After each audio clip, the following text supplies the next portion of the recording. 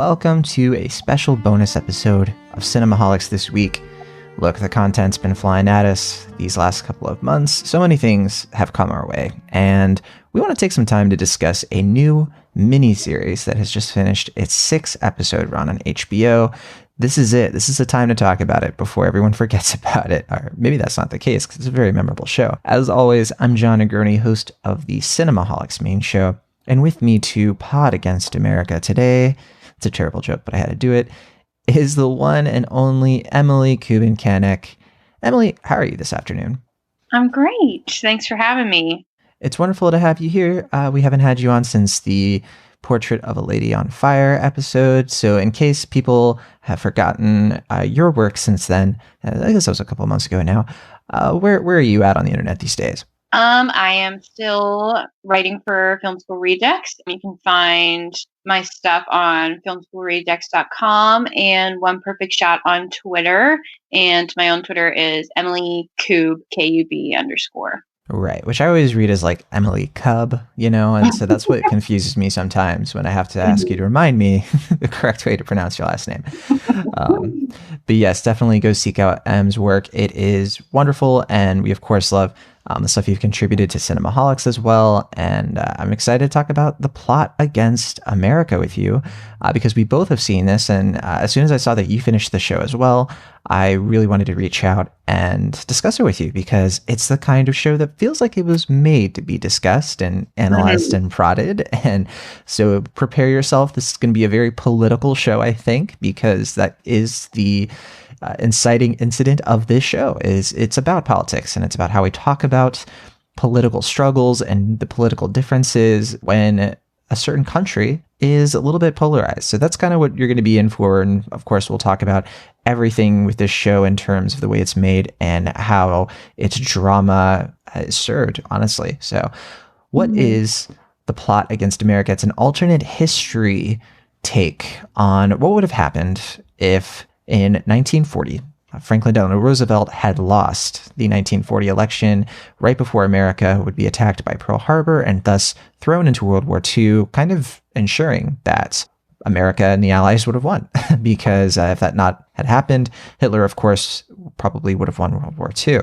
But this show isn't really about war. It doesn't really depict a lot of scenes to that nature. It really centers around a Jewish family in New Jersey struggling to grapple with a new reality they have to face, where Charles Lindbergh, who, real life person, has been elected as the Republican in 1940 over Franklin Delano Roosevelt. And the show analyzes how this could have happened. It's a it could happen here kind of show to show this man who was, by all intents and purposes at this point, an American hero.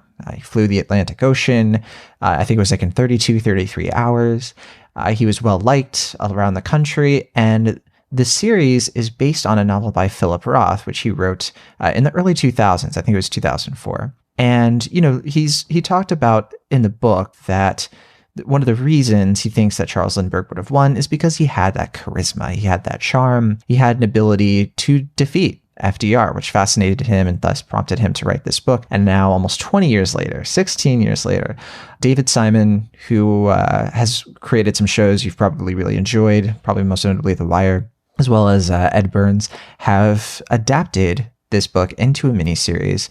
Philip Roth sadly passed away in 2018, but he did consult on the show when they were making it. And in many ways, unlike its predecessor, The Plot Against America, the miniseries, is being heralded by a lot of people as something that's very prescient and very applicable to our political times today. So, Emily, I want to know from you, going into this series, before you even started episode 1, did you know what you were in for with this show? Did you know what this was going to be? Honestly, I knew a vague understanding of the story, but I was really in for whatever they were giving us. I remember seeing the set photos from Zoe Kazan's social media, and I love the style of this time period. And so I was instantly interested in what was going to happen, but I didn't read the book. And so I really did not have any idea of what they were going to cover in this. So I was pleasantly surprised. Same here. I did not know the story yet. I also have not read the book, and so I've done my best to try to catch up on some of the main differences between the book and the series. I came across an interview actually between Philip Roth and Katie Couric back in 2004, where she is sort of pushing him to be like, did you write this book to be about the George Bush administration? And Philip Roth, of course, was pretty staunch critic of the Bush administration at that point, but he said, no, it's not really supposed to connect with current events. And so it's kind of interesting to see that David Simon has decisively looked at this story as something that maybe people should take away as a cautionary tale, perhaps, in today's day and age. So you mentioned Zoe Kazan. Let's talk about the cast here. Zoe Kazan is the wife of a man who's kind of married to his radio. He's played by Morgan Spector. We also have Winona Ryder, who I was surprised to see in kind of not as the leading role, but as a very critical role all the same. She is Zoe Kazan character's name is Bess Levin. Bess's sister Evelyn is played by Winona Ryder. We also have Anthony Boyle as Alvin, Herman Levin's orphaned nephew, who is a little bit younger. And then we have these pair of kids. One of them you might recognize from Marriage Story. Azzy Robertson plays Philip. And then you have his older brother, Sandy Levin, played by Caleb Malice. And finally, John Turturro pops up in this as well. He is Rabbi Lionel Bengelsdorf, who is though he is Jewish, he is a huge supporter of Charles Lindbergh, and possibly reason why Lindbergh is able to ascend to the presidency in the early episodes of this show. So, Emily, what did you think of this cast? Who stood out to you and why? I thought the cast was really great. I was surprised by Winona. I've never really seen her in a role like this before, but I really loved what she did with the character of Evelyn, who is not unlikable, but she makes some decisions that are questionable. But I think that her performance makes her extremely interesting. And I loved Zoe Kazan's performance. She does a great job of like not playing the typical wife character and kind of, I don't know. She becomes a big part of the series, and I just like what she did with the character of the mom. Right, we have to dance around it because her big moment certainly comes in the final episode where she absolutely takes the reins as what I would consider the show's secret weapon, which shouldn't really be a secret considering her excellent filmography. And I don't know, I can't remember seeing her in past television work, but wonderful to see her here, of course, sometimes combating not just Winona Ryder's character, but Morgan Spector as her husband. I really appreciated how she was really the show's moral center. And there's a wonderful long shot that happens in the final episode where she is trying to comfort a young child who she sees as her responsibility. And just the way this long take is shot, the way it really frames her as trying to keep everything together when all chaos is unfolding, it kind of speaks to what I think generally this show is absolutely capturing well, which is the slow descent into an atmosphere of turmoil for the real victims of fascism. And the show does not pull back on the effects of fascism and the fact that it could happen very easily in America. So how did you grapple with that, Emily, as someone who's watching this and maybe considering your political persuasions, were you feeling a lot of the connection to today's events? Yeah, I think the show is definitely not shy about connecting it to the current situation, and I appreciated that. I think it could have been a little more subtle in some points, but I think the overall feeling of seeing the everyday effects of Charles Lindbergh being elected and seeing how this specific family is affected by that is something that we don't normally see in stories about fascist countries and stuff. And so I really enjoyed seeing that. And it kind of made me think about, the small things that can lead to bigger consequences in a country like this. Right. It's incremental, which I think is probably one of the more authentic capturings in this show, is that it really is saying these things don't happen all at once. The show takes place over the course of a couple of years. So not a lot of time, but definitely enough time for the show to lay out step by step. It starts with this, it starts with this. And it can be difficult to watch at times as we see the person who understands this, and he feels like a prophet in many ways, which is Herman Levin, who is the father who, again, is listening to the radio, and he yells and he screams and he's so outraged by everything that's happening. And the people around him sort of look at him as a little bit unhinged, a little bit of like, calm down, things aren't that bad. And we have to sort of watch and understand that even though we might not like his behavior, what he's saying, we know as the audience, is true, and he has a right to be frightened. And so this is an interesting show in the way it sort of plays with the audience's knowledge of history, which is very similar to the book. Although the book, from my understanding, is mostly from the perspective of Philip, the youngest son. That is, of course, the namesake of the author, Philip Roth. They did change the last name, so it's Levin instead of Roth in this book, because Philip Roth, the author, did grow up around this time and based a lot of the stories of his family around what we would see in the book and then later the show, to my understanding. And I think that central element of the show, the family, the community, it rings of a lot of David Simon's other work. For me, it definitely worked to create a lived-in place, an atmosphere. Would you agree with that? And how do you think all of that played out for you? Yeah, I definitely agree. I feel like that was what made this show interesting for me, because the family dynamic between the Levins, the father believes that his views are right, and Sandy thinks that his perspective is right. And Alvin, when he's home, they're always at odds with each other. And I think they all represent the different perspectives of the time, all within one household. And so it's always like a fuse just waiting to be blown, because every time they're together, no one can really keep their thoughts to themselves. They're all very boisterous. And I think seeing the issues of this time played out in just one family dynamic is really smart and personal for me. And I think that's why this show works a lot. I think, yes, one of the reasons the show probably resonates with a lot of people is the fact that the point of views are limited. We don't spend a lot of time with Charles Lindbergh. We don't spend a lot of time with many of these characters who are real avatars for history, including Henry Ford, Hitler himself, of course. They're sort of background characters. They're sort of shaping the world, and we spend way more quality time with the Levins and how do these decisions and how do these world events shape them. We hear about World War II and the state of things through their radios and their massive newspapers, which I appreciated seeing. It's all wonderfully done, I think. And I think that it's a focused story in that way. Although there were times where I wondered to myself, where is this the book and where is this the show?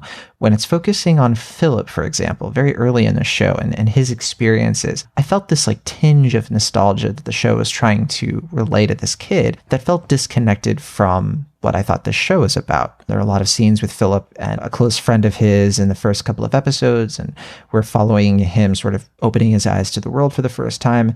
I'm a little undecided on this element of the show. I'm not sure if it works for me or if I'm missing something, but did you catch anything that I might have missed? I feel like, and we'll probably talk about more of this later, the first couple episodes were a little hard for me to get into just because I could tell they were doing a lot of world building. And I think, honestly, the show takes a lot from Philip's perspective and kind of seeing it's about him growing up and learning a lot about the world while also being in this specific time. And so those moments where he's seeing a different kind of family dynamic with his friend in their apartment, and then, the neighbor character, I think those scenes kind of define what he sees later on in the show, if that makes sense. But I do agree, when watching them, you're like, what does this really have to do with, Lindbergh's presidency? But I think in the final episodes, that kind of character arc, if you will, makes sense to me. I think that's a very interesting observation, especially because we do get to know a young boy named Selden, whose character certainly pays off in a very huge way. It's very critical to some key moments that happen with Herman, for example. Herman has to do something in the final episode that is in many ways very heroic and also very scary. And there's a big moment between him and Sandy, who they've been at odds throughout this whole show. We find out pretty early that Sandy is far more sympathetic to Charles Lindbergh and very skeptical of the way his Jewish family and the Jewish community perceives the Nazis and the way they perceive how America should deal with the war by staying out of it. And I think there's some really some tense moments there where you understand in some ways where they're coming from, because I'm certainly not a pro-war person, and I don't like the idea of America entering conflicts that will end lives, but the show does take pains to address at least the conversation people should have about when is violence necessary, when is war necessary, and the morality of war and how all of that works. And those things I did find a little bit more subtle than some of the elements we were talking about earlier, which might not have been quite as subtle. There's some heavy-handedness in this show, absolutely. But let's talk about Sandy a little bit as well. How did you feel about this character? I kind of was thinking between Sandy, Evelyn, and the rabbi, Winona Ryder and John Turturro, as they become a couple. I found them to be some of the most unlikable characters in TV that I've seen this year. Eventually, like it takes a while for Evelyn to get to that point, I think. But I don't know. Am I being a little unfair? I mean, I don't think so. I think anyone in real life, if they saw these people doing these things, they would probably feel the same way. But I think Sandy was really fascinating to me because when you boil down his behavior, it's a lot like normal teenagers. He wanted to think for himself and do his own things and kind of rebel against his father because his dad is so adamant on what he believes. And I think Sandy is a boy who really wants to learn and have experiences for himself. And sadly, his aunt takes advantage of that. And so I think she definitely shapes a lot of his opinions.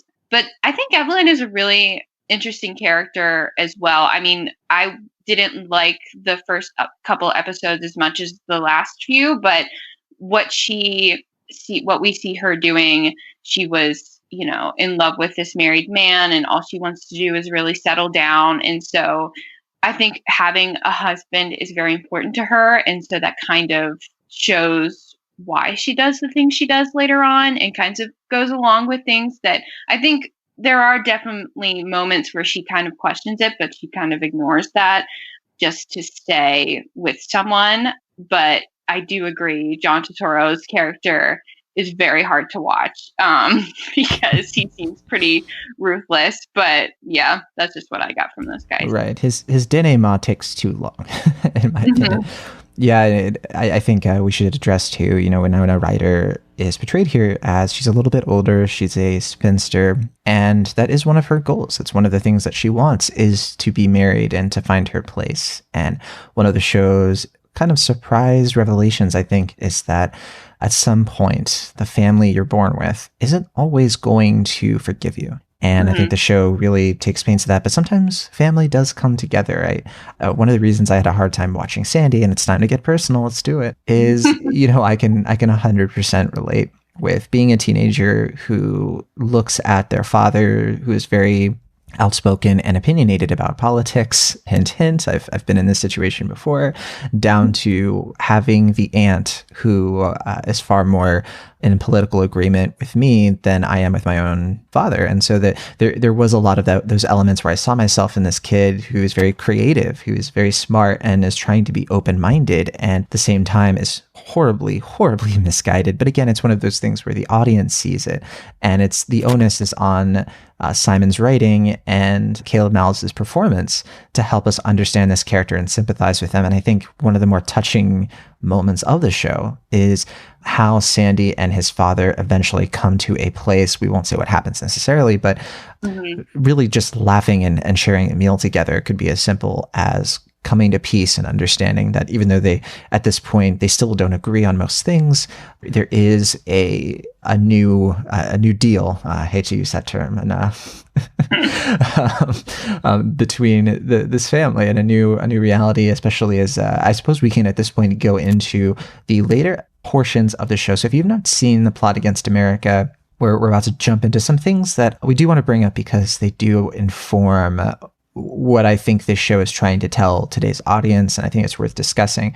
But to finish things out with a spoiler-free sort of element, I really enjoy this show. I really recommend it. And Emily, it sounds like you enjoy it as well. And do you think this is a show, how would you say this is for most people? Is it for most people? Is it a must-watch? Where does it land for you? I think it's definitely a must-watch. My family, my dad and I actually watched it together, and we are on opposite ends of political views, and we both enjoyed it. So I do think that it is for everyone. And if you start the show out and feel like, I don't know if I'm feeling this, just know it builds up to a wonderful finale. And I think that makes everything worth it in the end. Well said, well said. So, unfortunately, I watched this show by myself. So, I'm not sure how a lot of different people are reacting to it. The ratings are a little bit lower than I personally expected.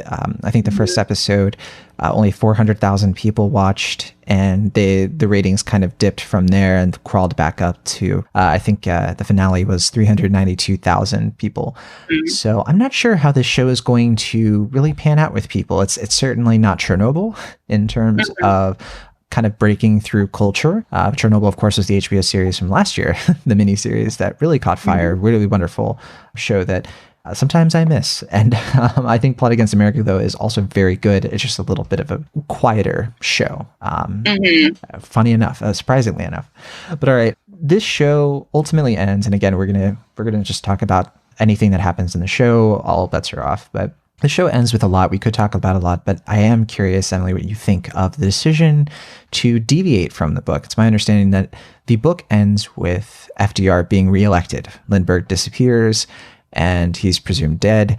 And FDR wins re-election in 1942, and history returns to normalcy. And Pearl Harbor attacks happen. The U.S. enters the war, and from there, it's like Lindbergh never happened. Now, David Simon makes the conscious decision, and he said in interviews that this was actually informed by an HBO producer whose idea was, I forget his name, but the idea was to end it with we don't know what happens. We show voter suppression, we show the election, and that there's no telling what's going to happen in this context.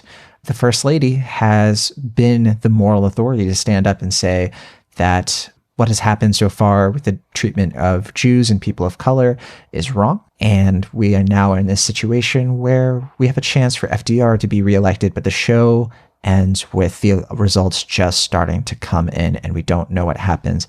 How did you read this moment in the show?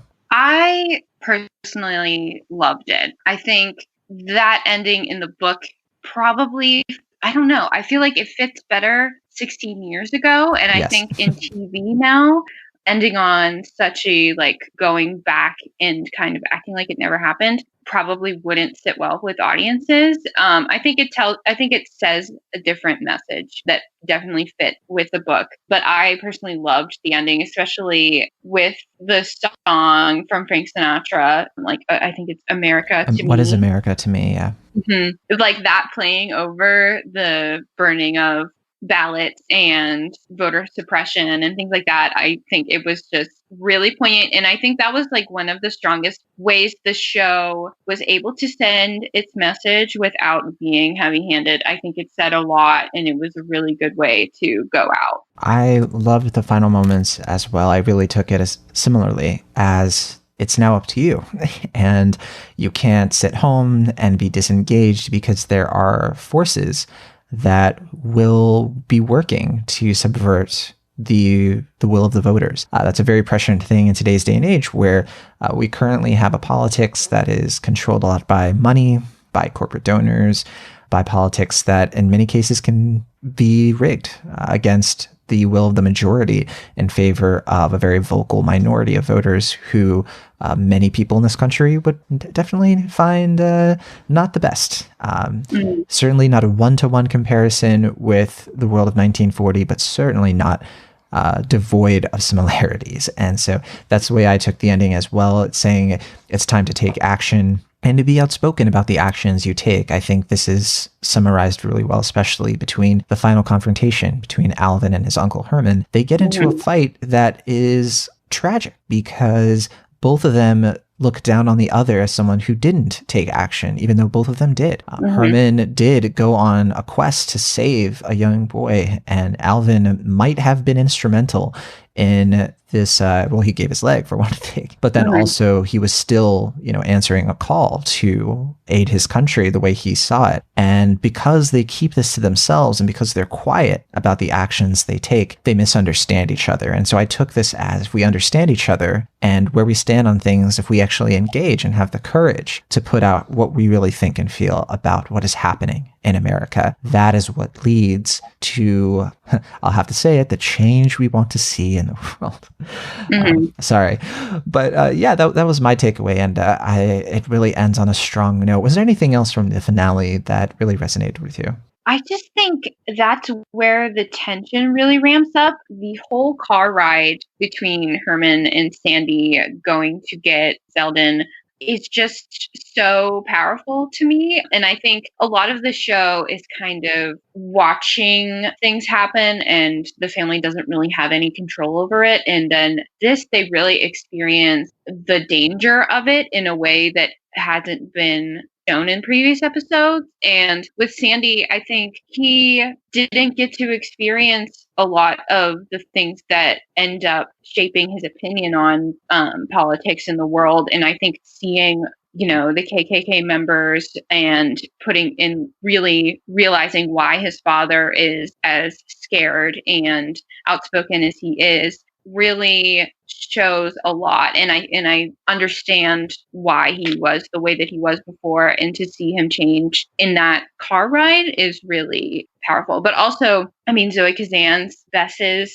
role in the end is just so huge for me. I think just showing her powerless or seemingly powerless to the situation, but knowing that this is really tough for us, but she does have a responsibility, and she takes action in a way that I think a lot of us would be too scared to do.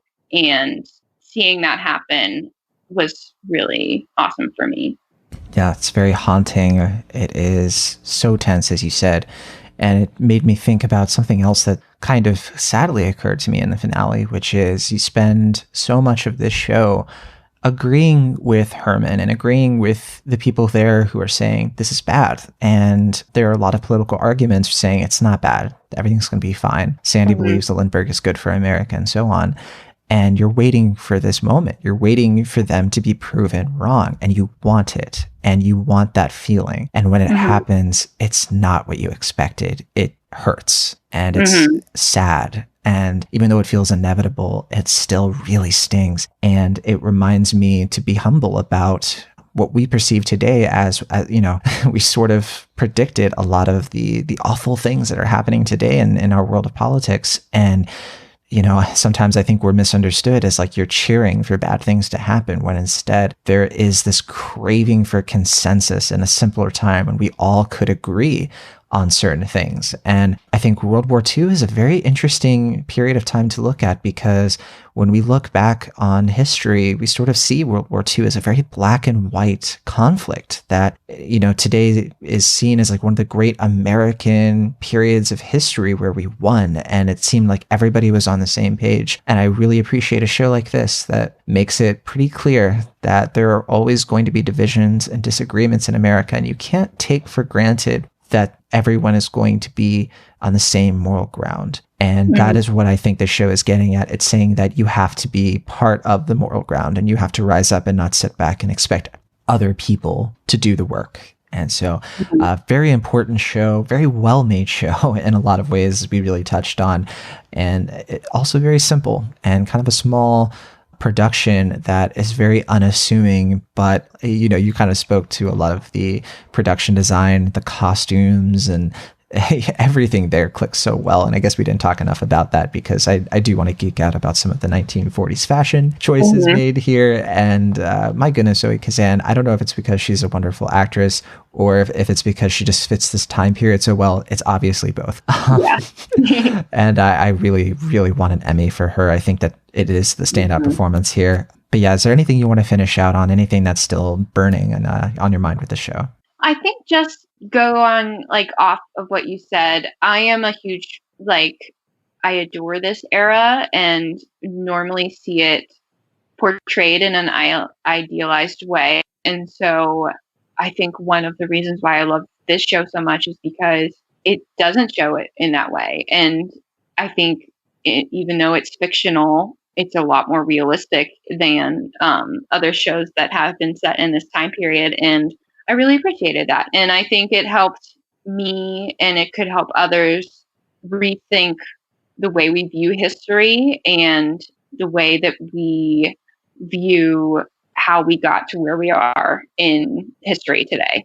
I think that is spot on, and it's now time for you to watch The Plot Against America if you haven't already and you listen to our spoilers thoughts. I still think you can get something out of the show if that is you. I, for one, am looking forward to revisiting this show down the road at some point to see maybe in a couple of years after this election year, which we should say, of course. I'm very curious how this show is going to hold up, especially as its ending message is sort of a, are we going to return to quote unquote normalcy?